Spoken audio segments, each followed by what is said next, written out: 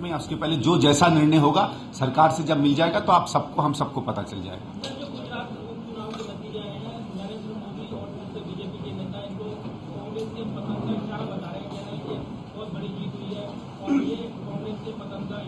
देखिए, ये गुजरात के बाई इलेक्शंस हैं और आप अगर उसको देखना चाहें तो बाकी राज्यों में भी चुनाव के नतीजे आए हैं, तो बाकी राज्यों के चुनाव के नतीजे के बारे में क्यों बीजेपी कुछ नहीं कहती। ये लोकल चुनाव होते हैं, जो बाई इलेक्शंस होते हैं उसको वैसे ही देखना चाहिए। लोकल चुनाव का महत्व लोकल ही होता है।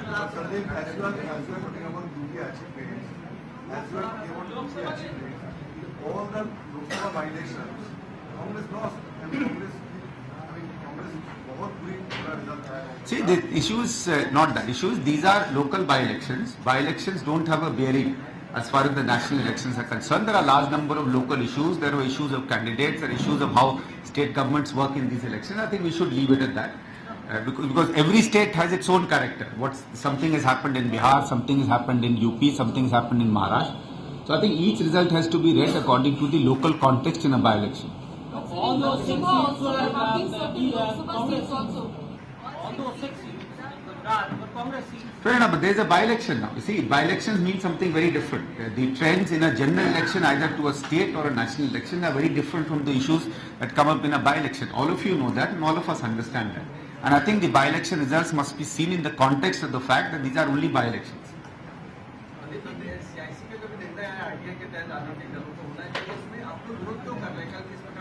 नहीं, देखिए, बात इसकी सीधी बात है।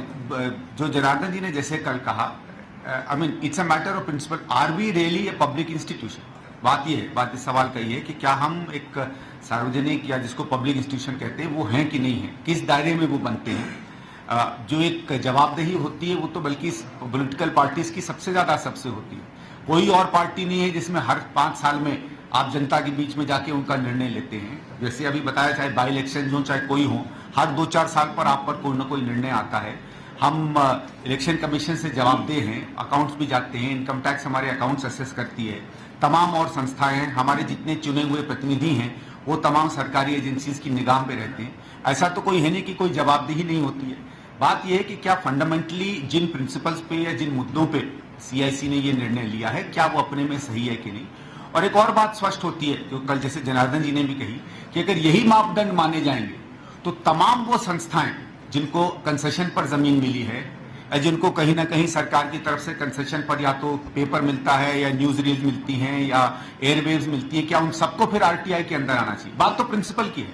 अगर कोई चीज पॉलिटिकल पार्टी पर एप्लीकेबल है तो उस प्रिंसिपल से सब संस्थाओं पे होनी चाहिए। बात उस पर सवाल खड़े करने का। संदीप जी, आप लोग कहते हैं कि फाइनेंशियल ट्रांजैक्शन पूरी तरह से आपकी पारदर्शी है, लेकिन अगर आप इनकम टैक्स रिटर्न देखी जाए कांग्रेस पार्टी की तो 9% से कम आपका जो टोटल इनकम है उसका 9% से कम 20,000 से ऊपर की डोनेशन है, तो 20,000 से नीचे की आपको सोर्स डिस्क्लोज नहीं करना पड़ता। क्या आपको नहीं लगता कि उसमें ट्रांसपेरेंसी होनी चाहिए? नहीं, देखिए, ये रूल्स की बात होती है।